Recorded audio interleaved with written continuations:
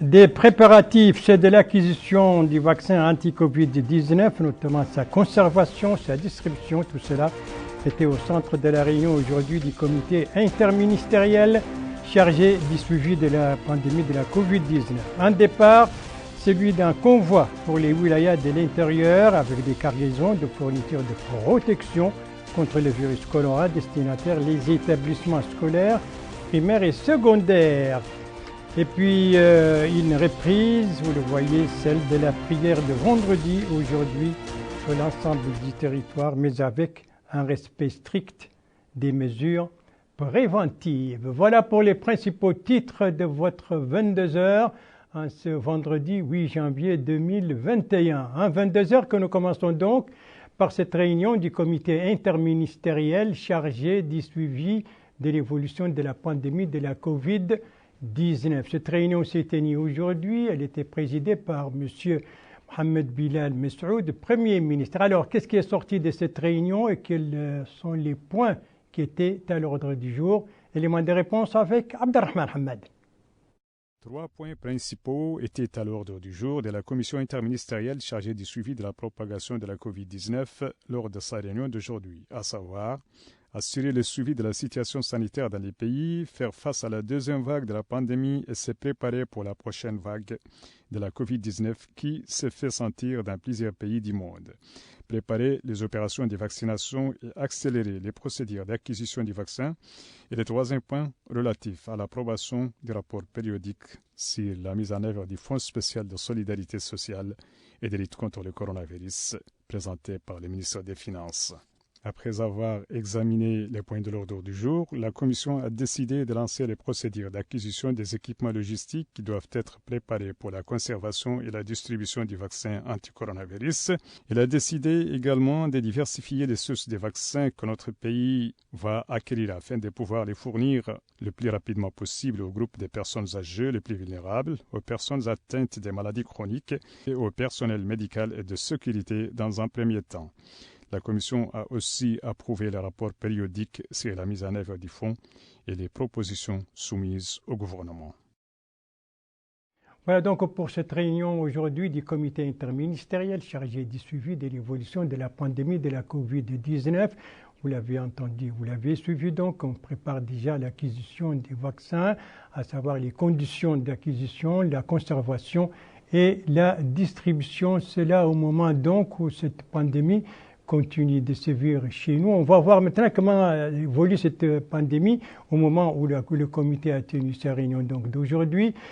Combien de cas nouveaux, combien de décès, combien de guérisons, c'est ce qu'on va voir avec le point de presse quotidien du ministère de la Santé en ce vendredi 8 janvier 2021. Alors, la réponse sur toutes ces questions avec le directeur de l'information stratégique et de la surveillance épidémiologique. 138 nouveaux cas Covid-19 ont été enregistrés, dont 8 cas contacts et 130 cas communautaires. Aussi, les guérisons enregistrées durant les dernières 24 heures sont au nombre de 146 et malheureusement 4 nouveaux décès. Le cumul de cas positifs depuis le début de la pandémie est de 15 352, dont 8 904 cas contacts et 6 263 cas communautaires et 185 cas importés. Le cumul de guérisons depuis le début de la pandémie est de 13 183. 382 décès ont été enregistrés depuis le début de la pandémie. Aujourd'hui, nous avons 1787 cas actifs, dont 1628 asymptomatiques, 101 avec des symptômes simples et 58 avec un état clinique critique. Pour la répartition des nouveaux cas par Mugataa, durant les dernières 24 heures, 2 nouveaux cas ont été enregistrés à Basknou, 1 à Djigani, 4 à Na'ma, 2 à Timbadra, 6 à Lioun, 2 à Garou, 1 à Kankoussa, 4 nouveaux cas ont été enregistrés à Kifa, 2 à Mbagne, 3 à Boutilimit, 1 à Medredra, 2 à Rosso, 4 à Atar, 5 nouveaux cas à Nouadhibou, 1 à Tichit, 2 à Gabou, 3 à Zouarat, 2 à Akjoujet, 11 au Ksar, 3 nouveaux cas à Sabha, 24 à Tafraghzine, 12 à Dar Naïm, 17 nouveaux cas dans la Muqata'a de Tayaret, 9 à Toujounine, 5 à Arafat, 6 nouveaux cas à Al-Mina et 4 à Riyad.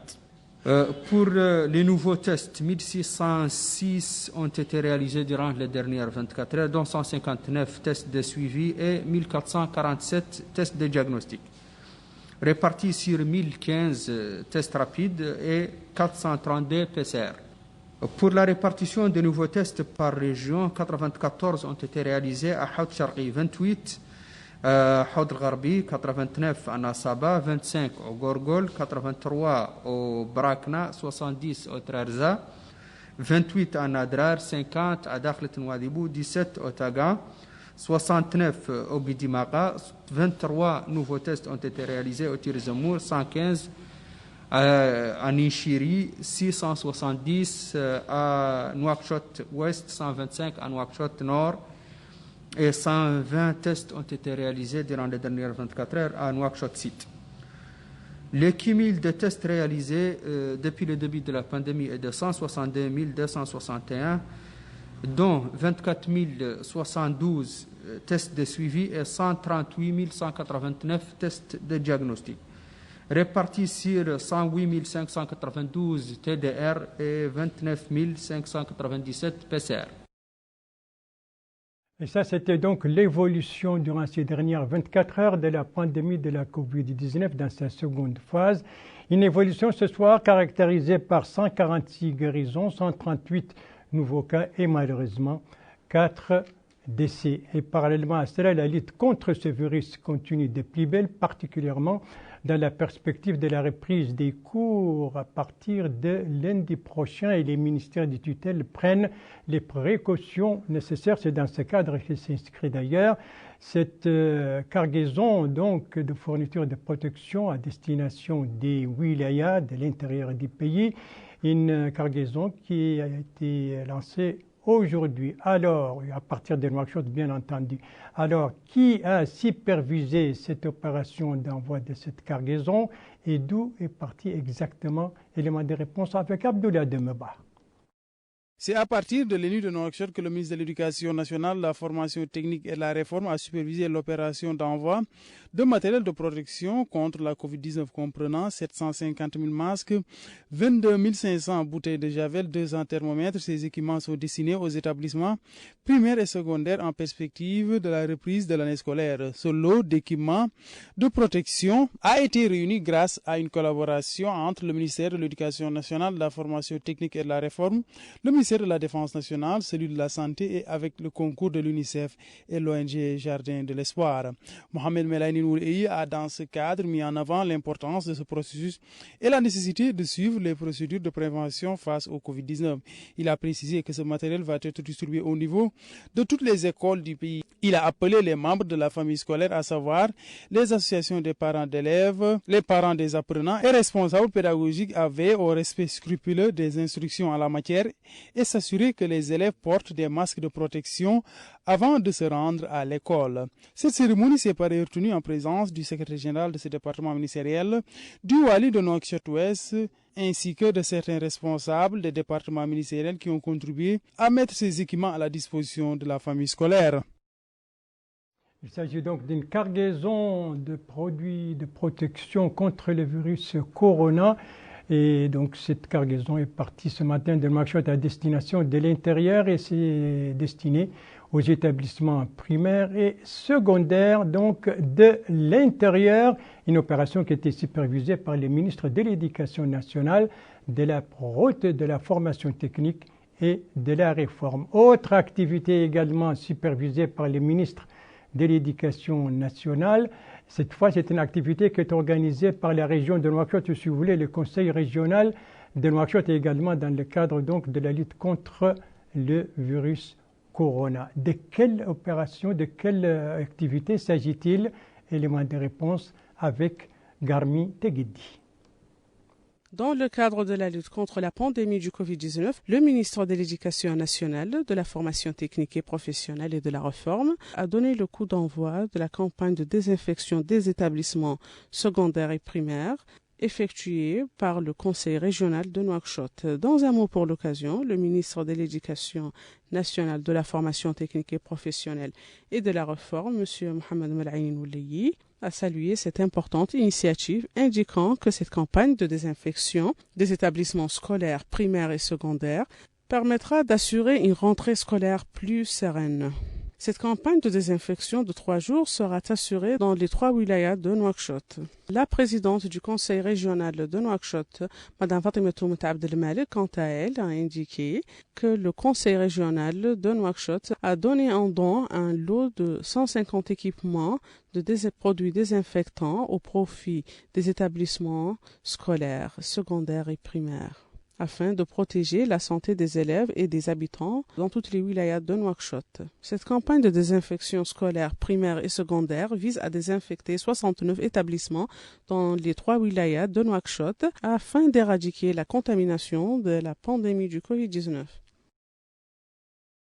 C'est une campagne qui est lancée par le Conseil régional de Nouakchott, une campagne de désinfection, mais en même temps de distribution de produits de protection, donc au niveau des établissements des 3 wilayas de Nouakchott, une campagne qui est lancée aujourd'hui et qui doit durer 3 jours. Nous restons toujours dans le cadre de la lutte contre la Covid-19, mais cette fois, son flanc solidarité avec ce don français à notre pays, un don réceptionné par le conseiller du Premier ministre chargé des Affaires sociales et qui lui a été remis par l'ambassadeur de France. La cérémonie s'est déroulée aujourd'hui ici à Nouakchott. Alors, la composition de ce don, Abdelrahman Hamad? Ces dons fournis par la France pour renforcer les capacités du ministère de la Santé dans la gestion de la pandémie du coronavirus se composent des générateurs, des débits litres, des extracteurs, d'une quantité de masques de différentes concentrations et des gants. Le don que vous venez de faire, que la France vient de faire à la Mauritanie, traduit la solidarité et l'amitié entre nos 2 pays. Excellence, Monsieur l'ambassadeur de France, soyez rassurés. Son Excellence, Monsieur le Premier ministre Mohamed Bilal, qui dirige le comité interministériel chargé du suivi du Covid-19, mesure à sa juste valeur cet important don que vous venez de faire. Ce don vient compléter une aide mise à la disposition de notre pays pour appuyer le financement du plan national de riposte sanitaire à la Covid-19. La remise de ce lot de matériel et de consommables que nous voyons derrière nous est un exemple de ce que la France souhaite faire comme effort de solidarité, de fraternité avec nos amis de Mauritanie. Vous savez que dès les premiers jours de la pandémie et dès la première vague, nous avons voulu nous mobiliser à vos côtés, mesdames et messieurs, pour qu'ensemble nous puissions combattre ce fléau mondial. Alors nous avons déjà mobilisé ce que nous appelons dans notre jargon une aide budgétaire sectorielle de 2,5 millions d'euros qui a été versée sur le Fonds spécial de solidarité de lutte contre la Covid. Une partie de cette aide permettra de mieux prendre en charge les cas graves de la Covid-19 actuellement en hospitalisation, tandis que l'autre partie protégera les corps médicaux contre les potentielles infections en milieu hospitalier. Voilà la cérémonie donc de ce don de la France à notre pays pour renforcer les capacités du ministère de la Santé face à la Covid-19. Donc la lutte contre la pandémie de la Covid-19 continue et les autorités compétentes ne cessent d'insister sur la nécessité de respecter les mesures préventives face à ce virus. Et en même temps, les autorités ont allégé certaines mesures, notamment avec la reprise des cours le lundi prochain, mais aussi avec la reprise des prières collectives et de la prière de vendredi sur l'ensemble du territoire national. Alors, une équipe des Mauritaniens s'est rendue aujourd'hui dans plusieurs mosquées de la capitale pour voir si oui ou non les mesures préventives ont été respectées, sont respectées. Le constat de cette équipe avec El Hajj Abdelladdin. Cet appel du muezzin à la prière est un signe annonciateur de la reprise de la prière collective du vendredi. Une prière qui a été suspendue durant des semaines successives conformément à des mesures prises contre la propagation du coronavirus. La levée de suspension de la prière a été conditionnée à des mesures de précaution que tout fidèle doit respecter, telles qu'amener son tapis de prière, porter un masque et prendre en compte la distanciation physique entre les personnes. En plus, il est demandé à l'imam de prononcer un sermon court. Cette décision consistant en la levée de suspension de la prière collective a été bien accueillie par les fidèles. Ces derniers considèrent que l'accomplissement de cette prière est un bienfait octroyé par Dieu. Et pour le préserver, il invite les fidèles à respecter de façon stricte les consignes sanitaires édictées par les services compétents. Alors que les mosquées ont été désertées durant des semaines afin de contenir la seconde vague de Covid-19, ces lieux de culte sont aujourd'hui bondés à la plus grande satisfaction des fidèles. La levée des suspensions de la prière du vendredi est tout de même empreinte pour certains fidèles de la crainte d'être contaminés par le coronavirus. Le respect scrupuleux des mesures préventives devrait quelque peu dissiper ce sentiment de peur de contamination. Et ça, c'était la reprise donc de la prière de vendredi après 2 semaines de suspension, mais dans le respect des mesures préventives. Autre actualité donc qui n'a rien à voir avec le Covid, et on va commencer par l'actualité parlementaire, avec la création d'un groupe parlementaire pour améliorer le climat des affaires. Un groupe dont des activités ont été lancées aujourd'hui lors d'une cérémonie présidée par le vice-président de l'Assemblée nationale et en présence du ministre des Affaires économiques et de la promotion du secteur productif. Le vice-président de l'Assemblée nationale en a profité pour souligner le rôle crucial du secteur privé dans le processus de développement. C'est dans le même sens qu'a abondé aussi le président de ce groupe, qui a salué, lui, les grands soins et l'attention accordée par le président de la République, M. Mohamed Ould Cheikh El Ghazouani, au secteur privé pour en faire le moteur et le catalyseur du développement socio-économique. Quant au ministre des Affaires économiques et de la promotion des secteurs, il a salué de cette initiative de créer donc un groupe chargé d'améliorer le climat des affaires, après avoir donc souligné l'importance d'investir dans la promotion et l'activation de l'économie nationale. Le climat des affaires, c'est la promotion des investissements, c'est la promotion de l'entrepreneuriat dans notre pays. Je crois que c'est le cœur de l'activité économique dans un pays. Je voudrais saluer cette initiative. Le gouvernement, de son côté, par ses initiatives au niveau législatif, au niveau réglementaire, au niveau institutionnel, tente de promouvoir ce climat des affaires, tente de promouvoir l'investissement dans notre pays. Sentir qu'au niveau du Parlement, ce soutien est là, ce soutien existe et est réconfortant. Parce que, au-delà des textes législatifs ou réglementaires, au-delà des institutions, il faut la mise en œuvre, il faut la pratique, il faut la diffusion de cette culture de climat des affaires. Et le gouvernement ne peut pas trouver meilleur partenaire pour cela que les députés. Voilà donc le ministre des Affaires économiques et de la promotion des secteurs productifs à l'occasion de la création de ce groupe parlementaire chargé d'améliorer le climat des affaires, un groupe qui vient d'être créé aujourd'hui. On va terminer ce journal par une page environnementale qui nous conduit dans notre capitale économique, Nouadhibou, qui vit actuellement à l'ère d'un certain phénomène à propos de l'eau de mer au niveau de la zone des Cabanons. Eh bien, cette eau est colorée. S'agit-il d'une pollution ou pas? C'est ce que l'IMROP, l'Institut mauritanien d'études océanographiques et de pêche, a voulu étudier et en avoir le cœur net. C'est un reportage de notre correspondant permanent là-bas, Elvara Chebani, reportage revu en français par Mehdi Kanakli. Une coloration spectaculaire des eaux du littoral a été observée dans la zone de Cabanon, dans la ville de Nouadhibou, ce qui a suscité des inquiétudes quant à une éventuelle pollution marine. Ce phénomène, observé pour la 2e fois consécutive au niveau de la zone des Cabanons, a été identifié par une équipe pluridisciplinaire de laboratoires composée de biologistes, cétalogues, écotoxicologues, environnementalistes et de physiciens océanographes qui a conclu qu'il ne s'agissait pas d'une pollution marine. Ce phénomène, souligne cet expert, a déjà été observé en 2016, ce qui est sans nul doute dû au changement climatique, d'autant, dit-il, que nous avons observé une hausse de la température des eaux marines cette année. Cet autre expert indique que le phénomène a été l'objet d'une mission pluridisciplinaire qui a conclu qu'il était dû aux microalgues dont une infime partie peut se diviser de manière anarchique. Selon l'équipe pluridisciplinaire, ce phénomène naturel est lié aux conditions hydroclimatiques, l'absence ou des vents faibles, le réchauffement rapide des eaux favorisant la stratification des eaux colorées.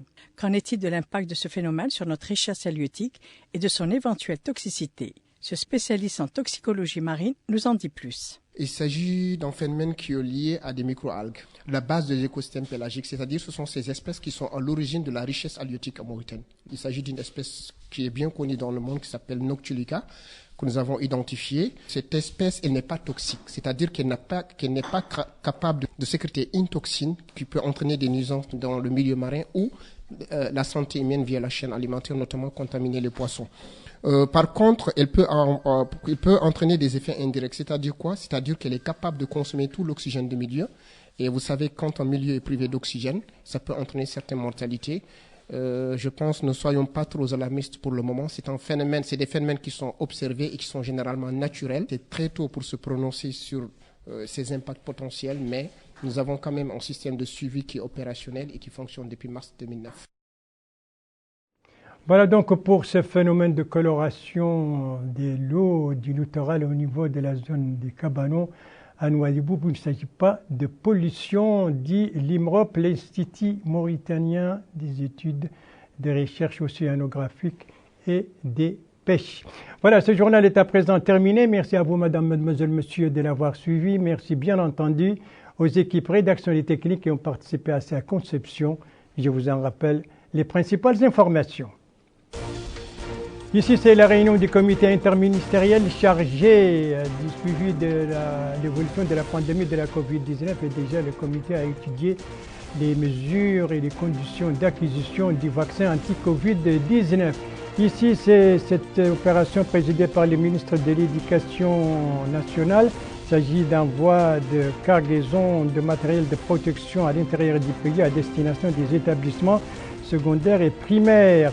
Et ici, c'est la reprise des prières collectives et de vendredi, donc, après une suspension de 2 semaines, mais sous condition d'un respect strict des mesures préventives. C'est ces seules mesures préventives, les gestes barrières, comme on dit, qui dépendent de chacun de nous, des gestes très simples qui dépendent de chacun de nous et qui permettent de sauver des vies et sont les plus efficaces encore en attendant le vaccin face à la pandémie Covid-19 qui est entrée dans sa seconde phase, une seconde phase qui s'annonce encore beaucoup plus virulente que la première.